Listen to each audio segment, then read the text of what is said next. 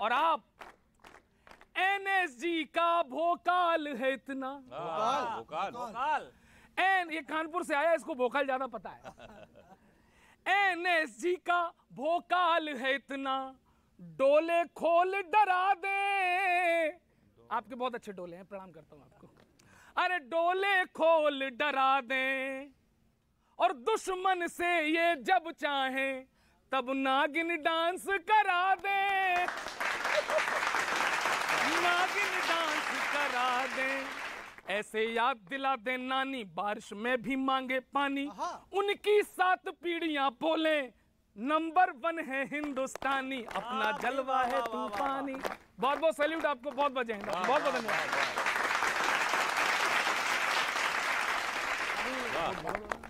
गौरव भाई कह रहे थे कि नागिन डांस करा दें, तो मुझे याद आया गौरव, हमारे जैसे जैसे पड़ोसी हैं, विषधरों से घिरे हुए भारत को अमृत महोत्सव की बधाई देता हूं।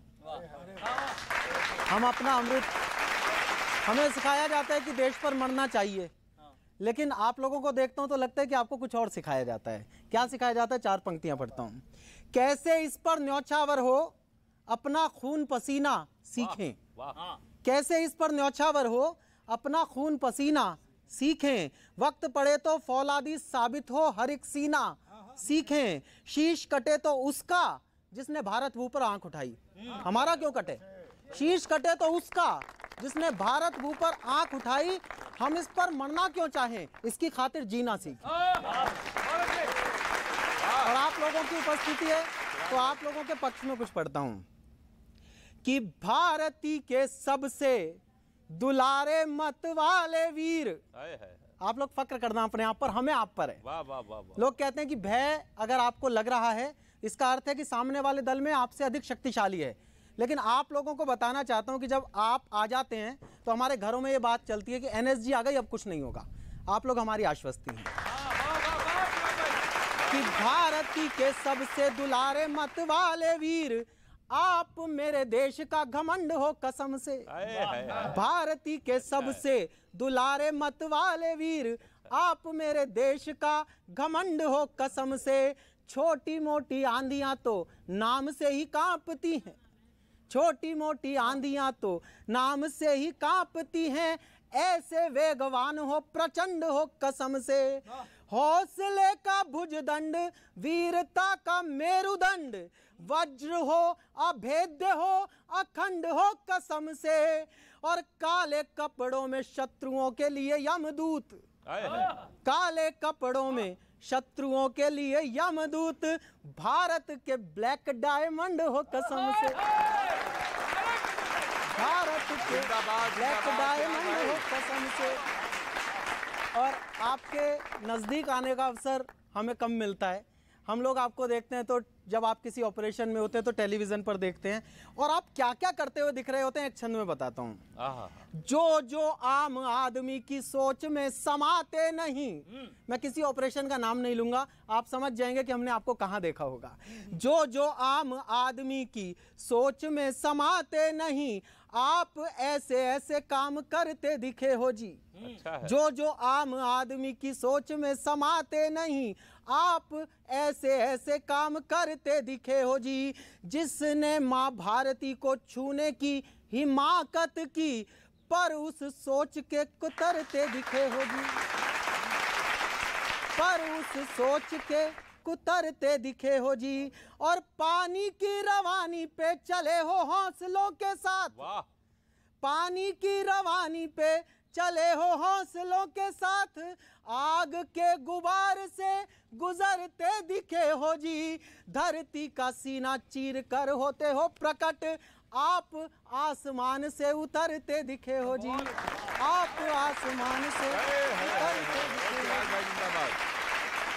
वाह वाह वाह वाह वाह। सर मैं प्रणाम करता हूं आप लोगों को और आप लोगों को सैल्यूट करता हूं, लेकिन सर मैं उत्तर प्रदेश का हूँ। हमारे यहाँ के नौजवान बहुत अद्भुत तरीके के हैं, बहुत ही अलग तरीके के हैं सर। वो उनके पिताजी परेशान है कि बाजरे की फसल ना खराब हो जाए, हमारे यहाँ के लड़कों के पिताजी, और लड़के स्टेटस लगा रहे मैं बादल बन जाऊंगा तुम बारिश बन जाना।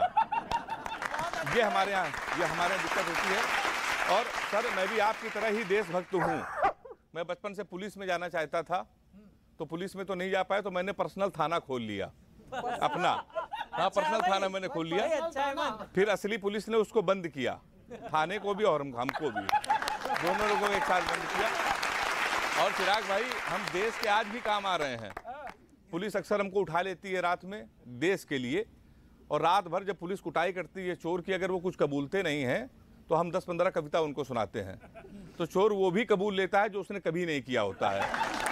तो हमारी देशभक्ति बहुत अलग तरीके की है। हमारे किशोर सर हैं, गौरव भाई, हमारे किशोर सर हैं, हम चके लगे तो हमेशा टीवी में हास्य सुनाया कर, तो कुछ अच्छा लिखा करो, तो हम फंस गए सर के चक्कर में।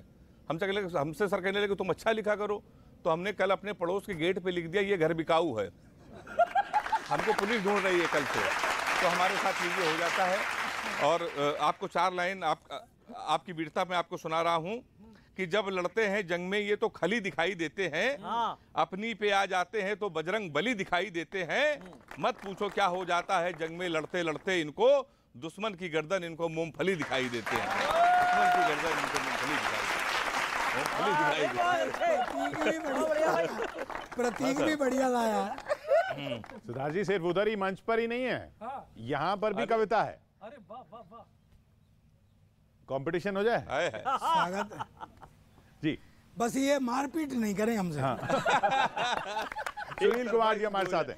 न जाने कितने वीरों ने अपनी जान गंवाई थी, तब जाकर मेरे भारत ने स्वतंत्रता पाई थी। वाह वाह। एक धरती भी हमारी थी, आकाश भी हमारा था, पर ब्रिटिश के शासन में कुछ भी ना हमारा था। अंग्रेजों के छक्के छुड़ाकर लक्ष्मीबाई ने जान गंवाई थी, तब जाकर मेरे भारत ने सही स्वतंत्रता पाई थी। न जाने कितनी माताओं ने अपने लाल को तिरंगा पहनाया था, तब जाकर मेरी भारत माँ ने सही स्वतंत्रता पाई। बहुत अच्छा, वाह। जय हिंद। एक सवाल मैं यहाँ पे लेना चाहूंगा, ये एक एनएसजी कमांडो की मेहनत कितनी होती है? पार्थदास जी। सर जय हिंद सबको। सर ये जो कमांडो, पहले मैं बताना चाहता हूँ, ये कमांडो जो शब्द है ये सारे दुनिया के किसी भी आर्म फोर्सेज में एक मेहनत का पर्याय माना जाता है, पर जब एनएसजी का सवाल आता है तो वहाँ पे मेहनत के सारे हद हम पार कर जाते हैं। चाहे उसके लिए हमको सर्वोच्च बलिदान क्यों ना देना पड़े, हम उस देने के लिए 24 घंटे तैयार रहते हैं। वाह, क्या बात, वाह। सर्वत्र सर्वोत्तम सुरक्षा, इसीलिए मोटो है। सदा जी, ये सच्चा कैसा सच्ची बात बताता हूँ मैं, कि हम पढ़ने जाते थे तो पैदल पैदल जाया करते थे। अब जरा बचपन में पहुँचना मस्ती में, हालांकि मैं कभी पैदल नहीं गया। मेरे तो हेडमास्टर साहब मुझे लेने के लिए 4 हट्टे कट्ठे लड़के भेजा करते थे।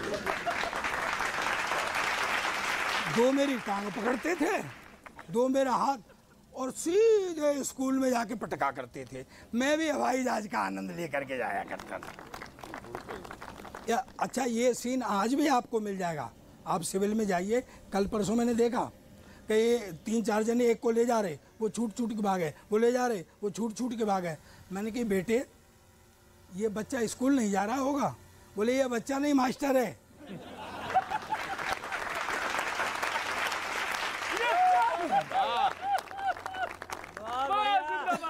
ये मिड डे मील खा के जाता है और लौट के नहीं आता है। ये क्या है, हम पर दुख मुझे इस बात का है कि सर किशोर जी, मेरे घर में साइकिल थी। अच्छा। पर घर वाले मुझे साइकिल नहीं देते थे, कहते थे तू कैंची फंसाता है। आपने सीखी है ना? कैंची। हाँ, साइकिल जब से बनी है उसके वही 3 कायदे हैं सीखने के। पहले कैंची, फिर हाँ डंडा, हाँ। और इसके बाद फिर गद्दी पैसे सीखते हैं। और जब डंडे पैसे चलाना सीखा करते थे और कभी कभी पैडल पैसे पैर स्लिप हो जाता था।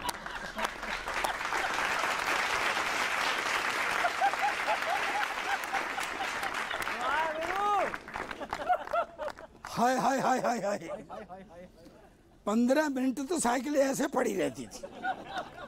हमारे ज़माने में ठुकाइयाँ बहुत होती थी, आजकल तो पीट दो तो शिकायत हो जाती है। हमारे ज़माने में कुटाइयाँ बड़ी होती थी। तो हमारे एक मास्टर हुआ करते थे। अच्छा सुनो, हम कुट के आते थे तो घर नहीं बताते थे, क्योंकि घर वाले और ज़्यादा कूटते थे कि तैने कुछ किया होगा ऐसा। तो क्या है, हमारे एक मास्टर हुआ करते थे कान सिंह भाटी, बड़े कूटू किस्म के। हम लोग उनको कूटक यंत्र बोला करते थे। हाँ, उनके कूटने का एक स्टाइल था। किशोर जी आप नहीं कूटे होंगे कभी ऐसे, पर आप हाँ कल्पना कर लें। हाँ, तू तो कुटा होगा जरूर। हाँ, मुझे पता है। हाँ, तो क्या था कि वो उनका कूटने का एक स्टाइल था।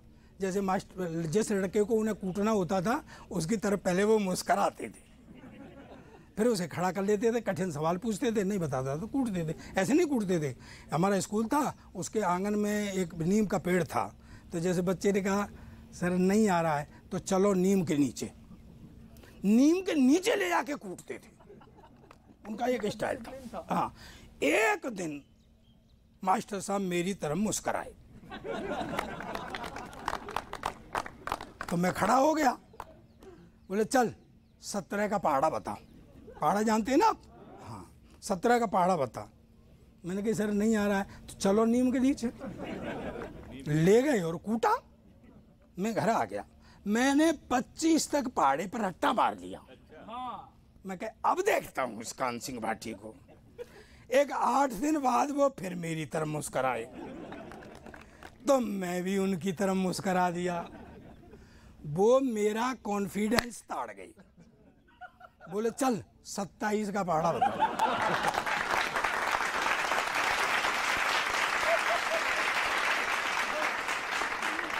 मैंने कहा सर नहीं तो चलो नीम के नीचे। सर मैं सत्य बता रहा हूँ, लोग कहते हैं दिमाग कम होता है। सरदार जी मेरी बात सुनना, आपको ही सुना रहा हूँ मैं। हाँ, मुझ में बचपन से ही दिमाग है। एक 8 दिन बाद वो फिर मेरी तरफ मुस्कराए तो मैं खड़ा हुआ और सीधा नीम के ही नीचे चला गया।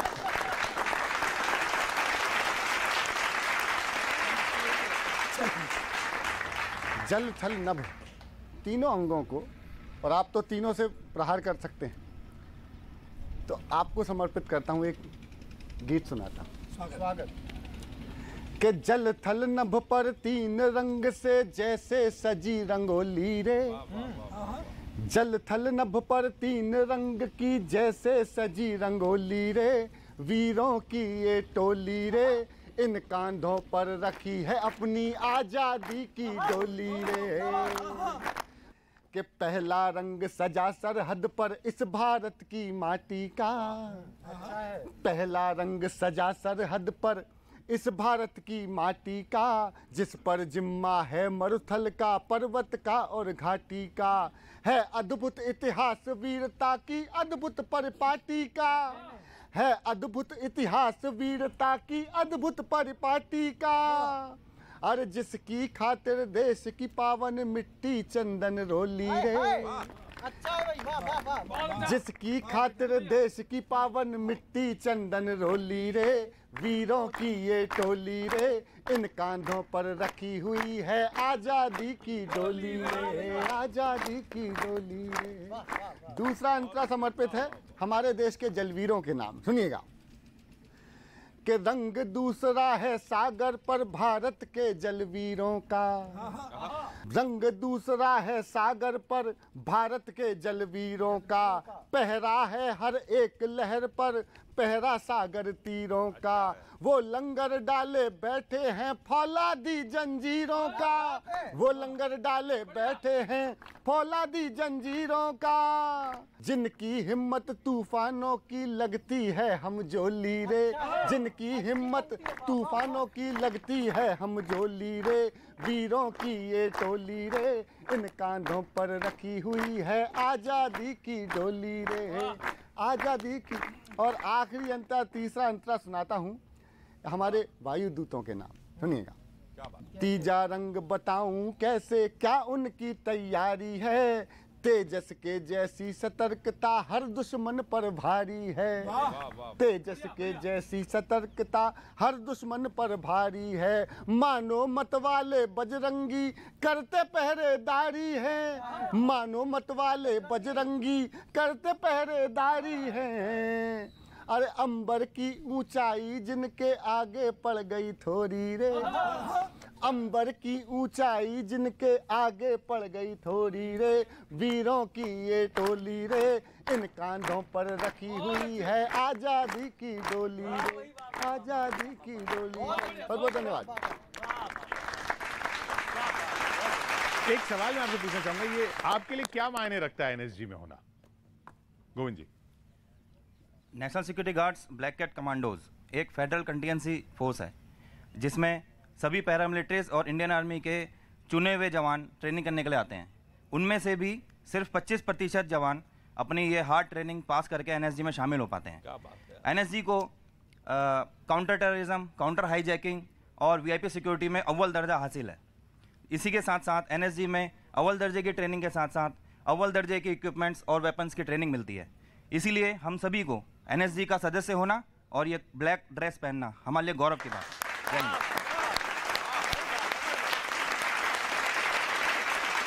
एक सिचुएशन बताता हूं आपको। सिचुएशन ये है कि हमारा एक पड़ोसी, उसने दूसरे पड़ोसी को फोन किया और ये फोन पे उनकी जो बात हो रही थी तो वो जो कॉल है वो बाउंस होके वो एनएसजी के पास भी आ गई। तो अब एनएसजी उनकी बातों को सुन रही है। अच्छा, बीच में क्या है, एक पड़ोसी को पता ये चल जाती है बात कि हमारी कॉल एनएसजी के पास भी है, तो बीच में उसके सुर कैसे बदलते हैं, बस यही कविता है। सुनिएगा, आनंद लीजिएगा। तो एक पड़ोसी ने दूसरे वाले को फोन किया हुआ है, जो हमेशा मांगता नहीं रहता है, उसी ने फोन किया जिससे मांगता रहता उसी को। और फोन पे बात हो रही है। दोस्त, इस बार हमें एडवांस बंदूकें चाहिए। दोस्त, इस बार हमें एडवांस बंदूकें चाहिए। तो वो बोला, ये जो तुम अपनी नई डिमांड बता रहे हो, पहले ये बताओ कि पिछली बार जो छर्रे भिजवाए थे उसके पैसे कब चुका रहे हो? पिछली बार जो छर्रे भिजवाए थे उसके पैसे कब चुका रहे हो? इन एडवांस बंदूकों का बिल किडनी बेचकर भरोगे क्या? वैसे तुम लोग इन बंदूकों का करोगे क्या? वैसे तुम लोग इन बंदूकों का करोगे क्या? तो ये कहते हैं कि हम लोग तो बस मौका खोज रहे हैं, भारत में कुछ ना कुछ करने का सोच रहे हैं। भारत में कुछ ना कुछ करने का सोच रहे हैं। इतने में उसको सूचना दी उसके आदमी ने कि भाई तुम्हारी कॉल जो है वो बाउंस है, वो एनएसजी सुन रही है। अब उसके सुर बदले अचानक, एनएसजी सुन रही है भाई, बोले भारत में कुछ करने का सोच रहे हैं। तो वो कहता है, तुम्हारे ख्वाबों की हाई उड़ान को लो जाना चाहिए, भारत में वारदात की सोची, तुम पे हमला तो इसी बात पे हो जाना चाहिए।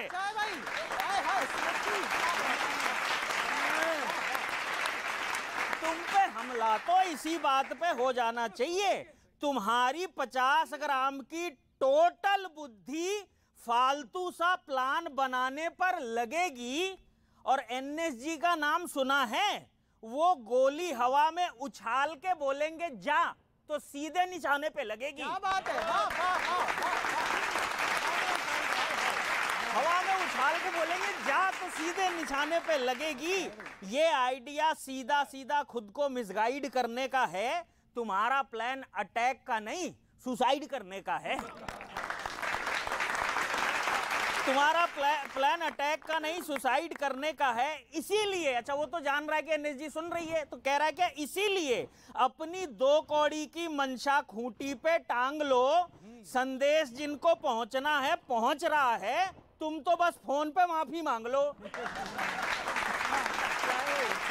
तुम तो बस फोन पे माफी मांग लो। और अंतिम पंक्ति दे रहा हूं और आपकी एक बात कहूंगा, आपका समर्थन मुझे बताएगा मेरी कविता कैसी है। बोले, तुम तो बस फोन पे माफी मांग लो और दोबारा ये जुर्रत मत करना, तुम्हारी सेहत के लिए यही अच्छा है। क्योंकि तुम्हारे मंसूबों के सामने एनएसजी होगी, जिनका मोटो ही सर्वत्र सर्वोत्तम सुरक्षा है।